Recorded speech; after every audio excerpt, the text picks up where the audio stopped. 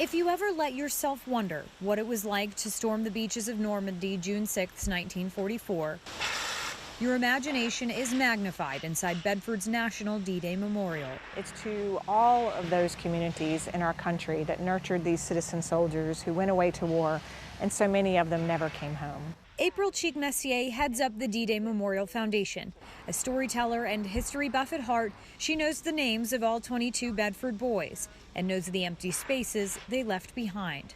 It was certainly a time of deep grieving and mourning that I think would happen for many, many, many years. 19 young men from the small town, most side by side, were slaughtered within the first 15 minutes on the beach. Days after June 6th, the news reached Bedford's telegraph operator. It begins telling her one after another that Bedford, we have casualties. It was the greatest loss per capita of any town.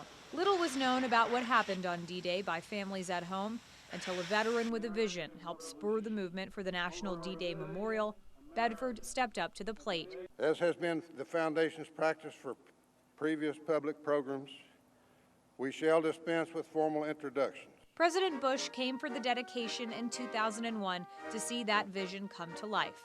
A reality made possible with the help of a young Cheek-Messier, a Bedford native who doesn't have to imagine the pain felt by an entire town. And it just really gives you an insight into what one generation did for all of us. In Bedford, Leanna Scacchetti, WDBJ7. It gets your attention, doesn't it? Here at the National D-Day Memorial, your attention is something James Woodford has been working toward for a long time.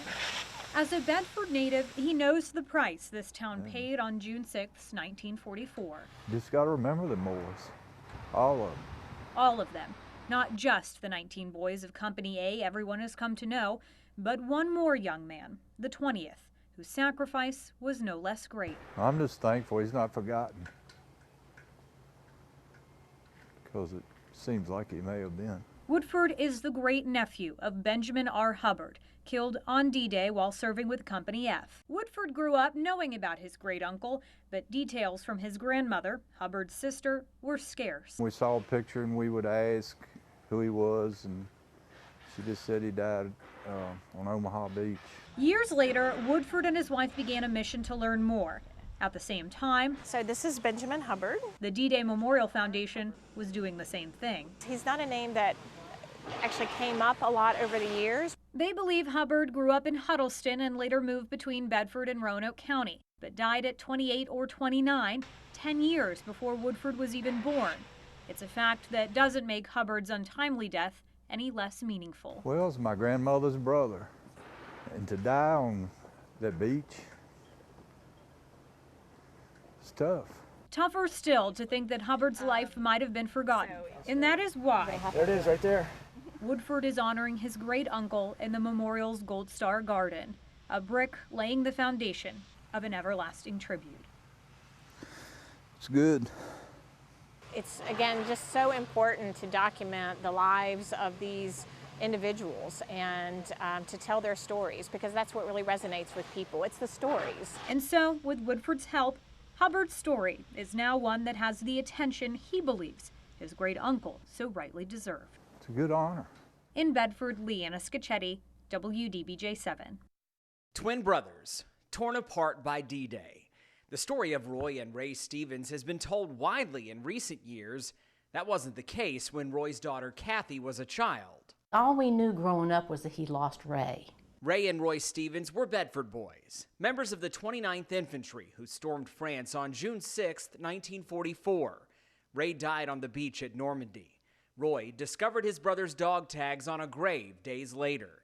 He participated in one of the most important military campaigns of all time and lived to talk about it, but talk he did not. When the D-Day Memorial came about, that's when he came out of his shell, because he met more vets, and that really brought him out. Stevens shared his story with WDBJ7's Keith Humphrey in 1994. He talked about the last time he saw his brother, just before the two separated for the D-Day mission. He took his hand out to shake my hand, and I said, I'll meet you at Verville-Samir there in the Forks. I'll take your hand there. And I know he just dropped his head. I just thought to myself, why didn't I take his hand? But I didn't. That's haunted him all his life. So when he finally passed away, I said, they're in heaven shaking hands and hugging. Stevens says her father was far more open about his experience in later years, working to educate younger generations about his experience. He really enjoyed going around to schools and talking to particularly the elementary kids. Roy Stevens thought it was vital for people to understand the significance of D-Day.